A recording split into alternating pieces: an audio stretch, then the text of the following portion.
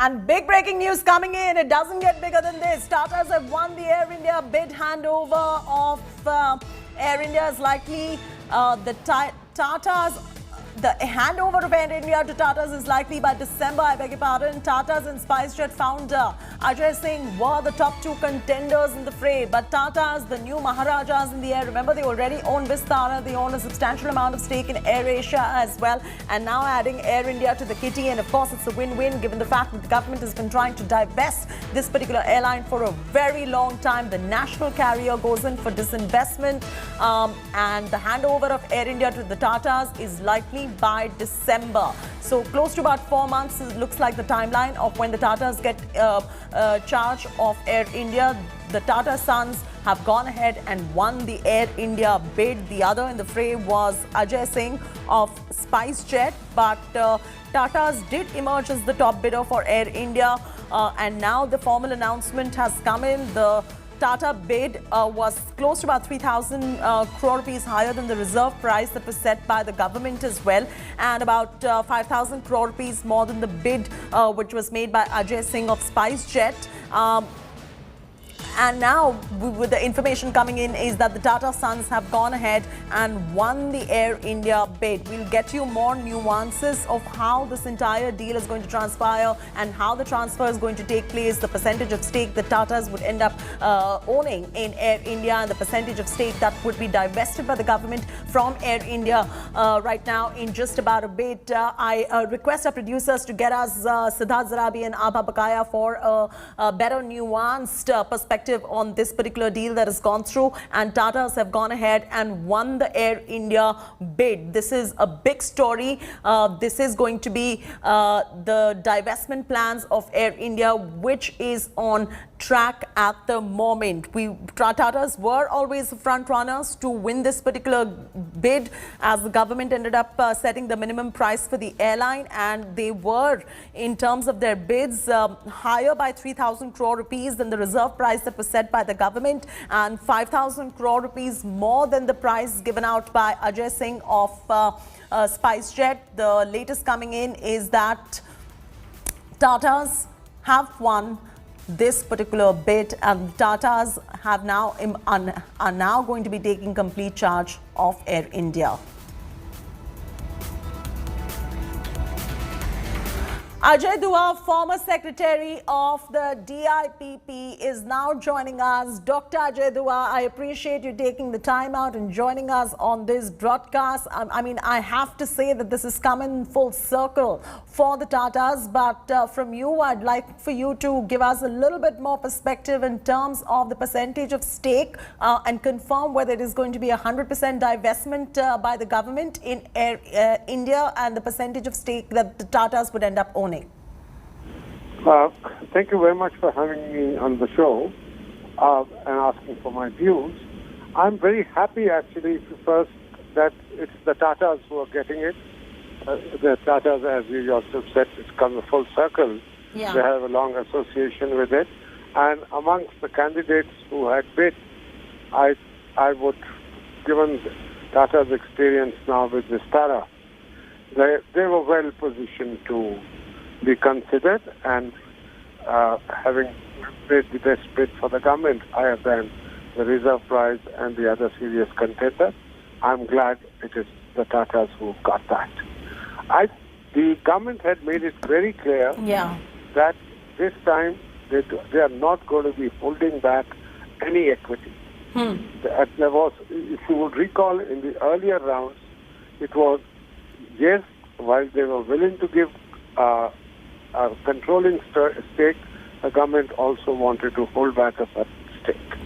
The government in the past also wanted to put restrictions regarding retention of the staff, and her third restriction, which was that if a foreign airline buys it, it has to keep the Indian entity separate from its other operations. The two cannot be merged together and the synergies realized.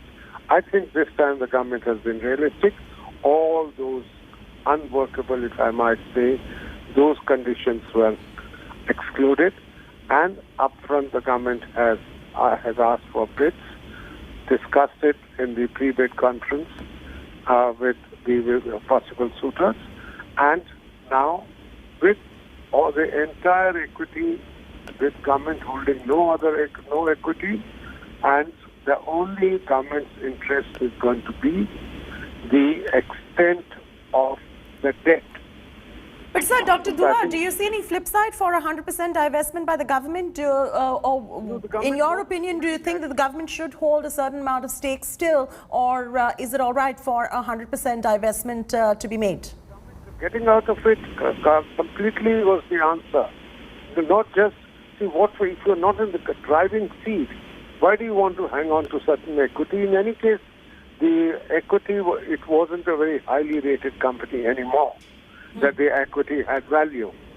So it is now, if you get rid of the entire equity, you are opening up the gates for the new purchaser to get some other equity holder who might bring in value in running the company. So I think that by making it attractive, that's how the House of Tatas came in.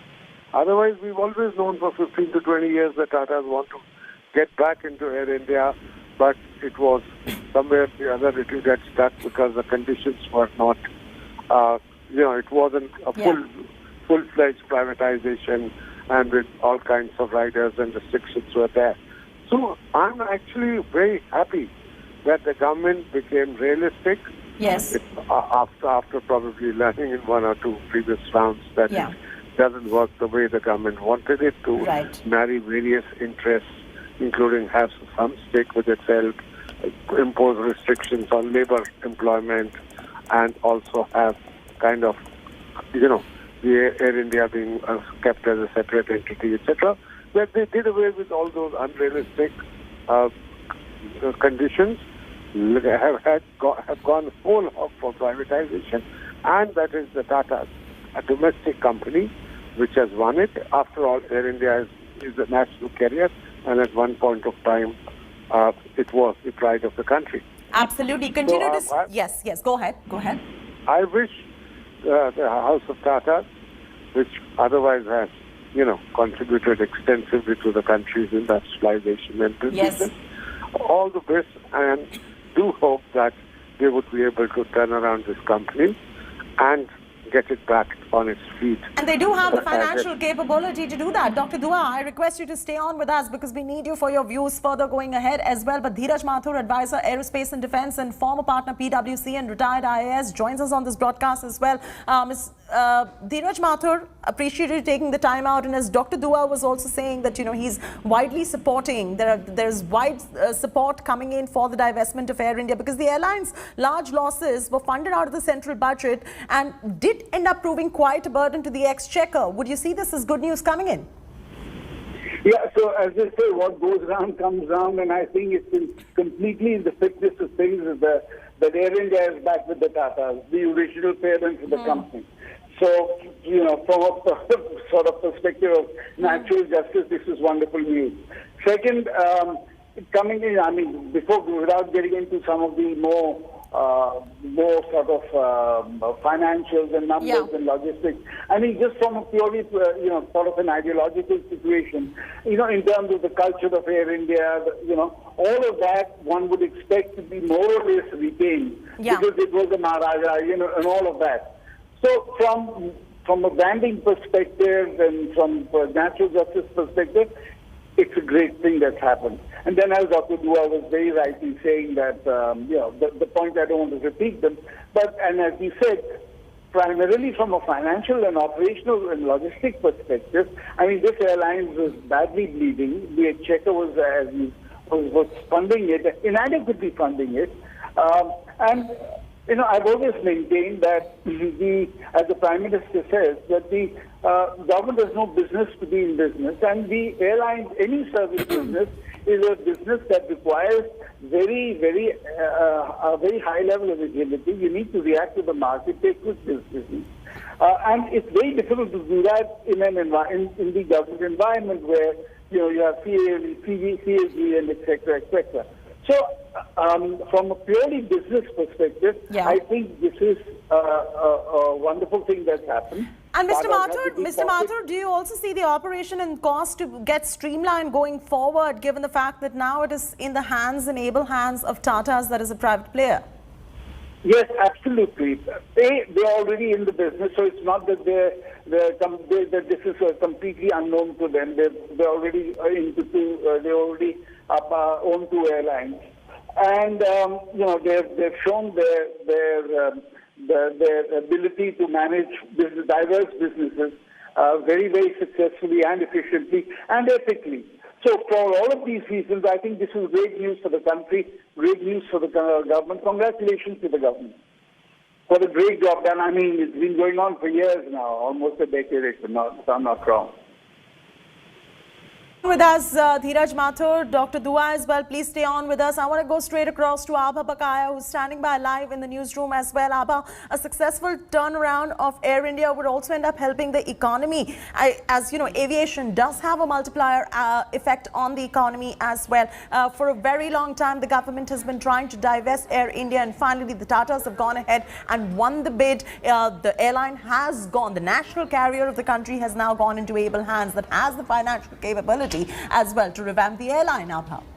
Absolutely. It'd be interesting to see, Chaiti. It is a loss-making airline. I was just looking up the numbers, about 9-10,000 crores in the last set of losses that were reported. So it'd be interesting to see how the Tatas also turn it around. So one part of it is the existing debt, of course. And yes, the government's taken that off the table. They'll form an SPV and they'll try and restructure that debt. But in terms of the existing losses, turning it around, that's also going to be a major investment and a major task that's been cut out for the Tatas. And it'll be interesting to get some more perspective on that from some of our experts as we go forward as well. But knowing the Tatas and the kind of strength they bring to the table, they've clearly got a plan and a strategy in place for this. Resounding bid coming in, and yes, coming back full circle. Remember, this was something that has a lot of emotional connect with JID when he formed it about 67 odd years ago. And of course, once it became a little overwhelming to handle, the government took it over. It was always a sore spot, sentimentally speaking, for the Tatas. And over the years, while they've tried to sort of dip their toes once again in aviation, they've been waiting for an opportunity to really get back into the space. Ajay Singh was the other contender in a consortium in a private capacity, but this bid was way above that. Absolutely. And I also want to take this across to Dr. Dua, who's standing by. Dr. Dua, as far as the multiplier effect that a deal of this nature would have on the economy, because it is the national carrier that is getting divested, do you see this benefiting the macroeconomics of the country going forward? Certainly. I look at it from the kind of external benefits or the kind of the kick-off to the rest of the economy in 2 or 3 ways. One, by way of servicing and engineering of the aircraft, which will now get done exclusively in India. The Tatas have the capacity of setting up the facilities of a proper, maintenance, repair, MRO kind of facility for their aircraft, as well as extend that to certain other airlines in order to share costs, etc. They are the best equipped for doing that, and they have association with the House of Boeings already in this respect. And Tatas, as we all know, have recently been also shortlisted for manufacturing locally certain defense aircraft. Right. Signed only last month, and their company called Tata Strategic, another word in between, and the company is doing exactly aerospace kind of work. So one is what was being done earlier outside, now that can start happening inside. It will bring the technology when they get the right partner, and I think Boeing probably they are in touch with that, as well as the imparting of local skills and local jobs. That's number one. Second is a whole lot of handling on the ground. Yeah. It's actually the most labor-intensive job. Yes. The crew which flies up is about 1/6, I'm told, of the kind of jobs which get created on the ground backup. Right. So those jobs, today the airline is not running at its full capacity. Sure. It has the It has the seating capacity, but all of that's not getting utilized. Dr. Dua, kindly hold on your thoughts right there. I'm coming back to you in just about a second. Apologies about this interruption, but my colleague Aishwarya Paliwal, who broke the story first on India Today, is joining us live for the very latest. Aishwarya, you were the first to break the story of the Tatas winning the bid for Air India. The bid, if you could just tell us, was how much higher than the reserve price set by the government and how much higher that was bid by Ajay Singh of SpiceJet? Well, Chaiti, we are still waiting for those kind of details to come out. Details of how much did Tata Sons bid for is not out yet. But from what we are understanding, it is finalized. It is clear. Going forward, it will be Tata Sons who will be making sure that Air India is back on its feet. And it definitely is a full circle. What started with JRD Tata is now ending with Ratan Tata. And this is something which the Tatas have been eyeing for a very long time. Time and again, they have been giving feelers to the government. Their people were telling the government that they are fully ready to make sure Air India reaches its full capacity. From what we also understand, there is cheer in Air India employees also, because we have seen the kind of turbulent times the flight went through, the employees went through. From what we are understanding, Tatas, to begin with, will make sure all the employees, they retain all the employees, and they'll also make sure that the kind of quality which Air India was giving almost 20 years back, 30 years back, that kind of quality will be back. And this also is a very good signal for the government, who's pushing on the disinvestment side. With this disinvestment, lines will open up for other disinvestments which the government yes, absolutely. So as far as disinvestment is concerned, this is a big shot in the arm for the government at the moment. It also spares the government a further infusion of funds into a debt-laden airline, and which is why this move is rather very significant. Dr. Dua, I request you to stay on with us. Dheeraj Mathur, Rabha Bakaya, Aishwarya Paliwal, all stay with us. This is our big story at the moment. I'm compelled to take a very short commercial break, but we'll get you more details in just a bit. Stay with us.